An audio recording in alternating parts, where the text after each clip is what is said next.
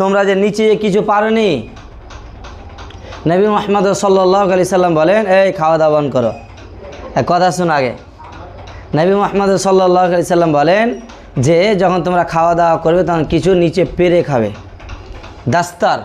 দাস্তার পেরে খাবে। তোমরা যে কিছু পারোনি, যে এখন ভাতটা যে পড়ে যাবে, একটা ভাত যে পড়ে গেল ধরো, এই ভাতটা এখন কুড়িয়ে খেতে পারবে কি? পারবে না। তাই নিচে একটা কিছু পেরে খাবে। যেমন তোমাদের সঁপ আছে, সঁপ নিয়ে এসো, সঁপ নিয়ে এসো। সবটা পারো, দাও সব পারো। এবার ভাত এখানে এসো, এখানে বসে খাও, এখানে এসো, পিছনে যাও, তুমি পিছনে চলে যাও, এখানে এসো। এবার এর ওপরে খাও, এর ওপরে। তাহলে ভাতটা পড়ে গেলে কি হবে বলো তো মাসুদ, কী হবে বলো তো?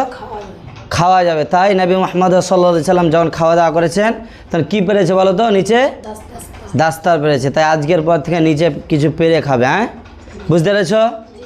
আজকের পর থেকে আর ভুল হবে কি? ভুল হবে না ইনশাআল্লাহ। তোমরা আজকের পর থেকে সুন্নাত মানার চেষ্টা করবে।